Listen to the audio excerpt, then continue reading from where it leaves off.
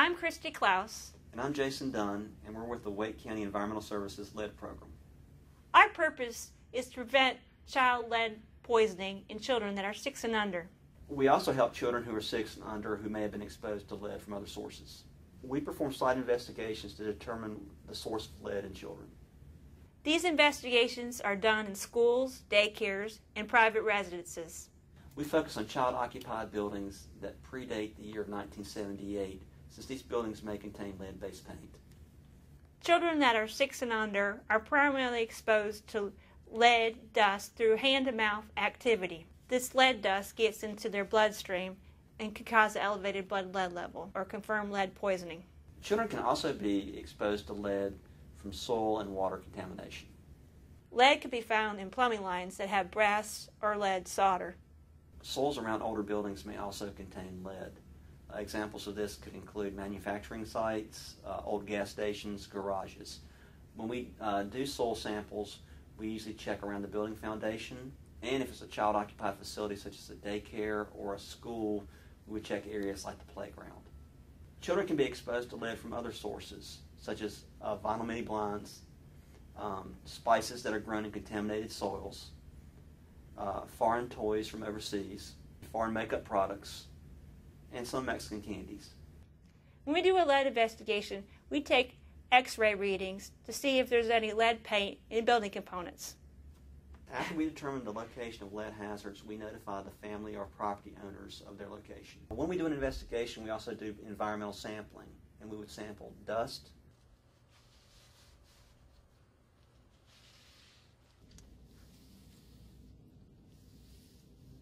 soil, and water.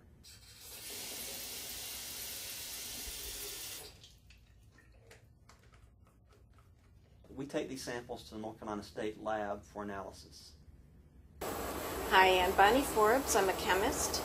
And here at the State Lab, we analyze environmental samples for lead using the flame atomic absorption method. The flame AA aspirates a sample that's been liquefied into the flame where it becomes atomized. And I'd like to demonstrate the flame. The probe sucks up the flame, and this is lithium. That's why it looks like a pretty color. The flame atomizes the sample as it's aspirated in there. And there's a lead lamp like this that shines through the cloud of atoms, and the lead atoms ionize as it absorbs the light energy from the lamp. Then there's a detector over here that measures the amount of light that's absorbed and compares it to that of known standards to obtain a concentration value for the sample. This is a sampling of the kinds of non-routine samples that are sent in to us to analyze. Typically we get soils and paints and wipes, like these are dust wipes. They're wiped on windowsills and so on and get sent in, put in here. And we have toys. As you can see, our sample needs to be in liquid form. So how do we get this to look like this?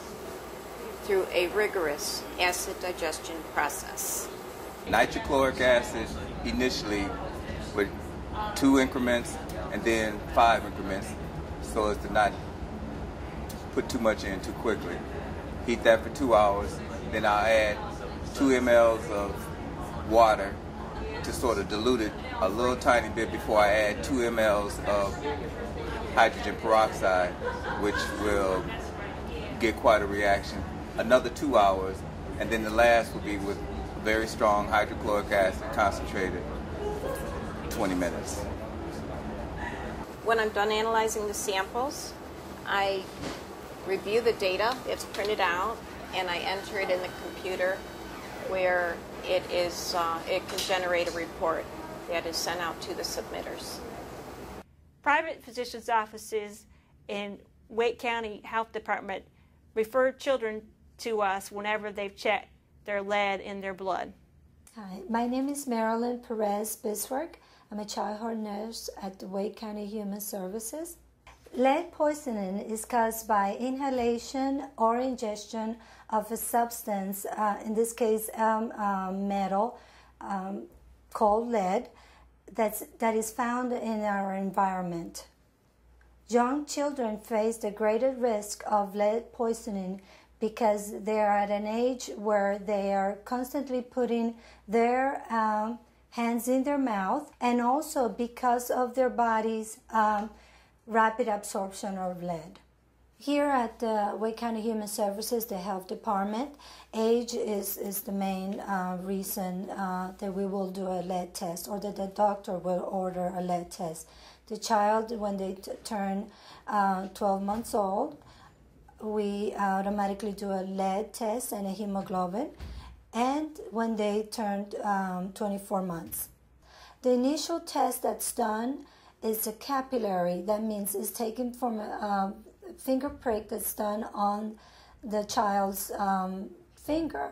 The elevated lead has to be confirmed with a venous blood draw because there could be contamination on the child's finger. If the child touches any surface or any object that's contaminated with lead, traces of that metal could be introduced into the blood, and it will give us a false positive result. So we would like to confirm it always with the venous. Desired results will be from 1 to 9 micrograms per deciliter. That is considered normal. If the results are between 10 and 19, that is an elevated blood lead level, we usually repeat that test in 2 months to make sure that the level has not increased. We also offer the family a home investigation that's done by the Environmental Health Services. If the lead level is 20 and above, that is considered lead poisoning, and a home lead investigation is then mandatory. Lead is very harmful to children. At lower levels, the effects may not be obvious, but low levels of lead may harm the nervous system, including the brain, interfere with growth, lower IQ scores, and make learning difficult. At very high levels, lead may cause coma, convulsions, and death. Remember, symptoms may not be easy to see.